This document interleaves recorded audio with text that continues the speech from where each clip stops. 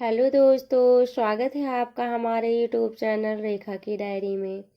दोस्तों, आज हम आपको श्री लक्ष्मी जी की कहानी सुनाएंगे। तो चलिए सुनते हैं। प्राचीन समय में एक नगर में एक साहूकार था। उसकी एक लड़की थी। वह नित्य पीपल देवता की पूजा करती थी। उसने देखा कि श्री महालक्ष्मी जी उसी पीपल से निकला करती हैं। एक दिन लक्ष्मी जी उस साहूकार की लड़की से बोली कि मैं तुझ पर बहुत प्रसन्न हूँ, इसलिए तू मेरी सहेली बनना स्वीकार कर ले।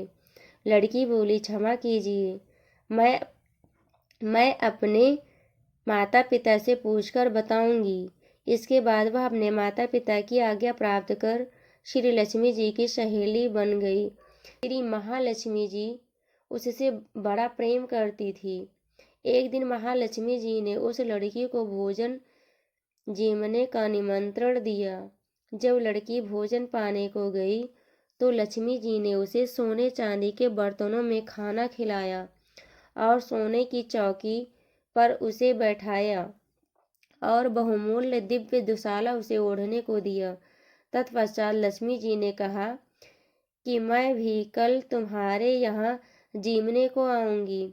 लड़की ने स्वीकार कर लिया और अपने माता पिता से सब हाल कहकर सुनाया। तो सुनकर उसे माता पिता बहुत प्रसन्न हुई, परंतु लड़की उदास होकर बैठ गई। कारण पूछने पर उसने अपने माता पिता को बताया कि लक्ष्मी जी का वैभव बहुत बड़ा है, मैं उन्हें कैसे संतुष्ट कर सकूंगी। उसके पिता ने कहा कि बेटी, गोबर से पृथ्वी को लीप कर जैसा भी बन पाए उन्हें रूखा सूखा श्रद्धा और प्रेम से खिला देना। यह बात पिता कहने भी न पाया कि सहसा एक चील मडराती हुई आई और किसी रानी का नौलखा हार वहीं डाल गई।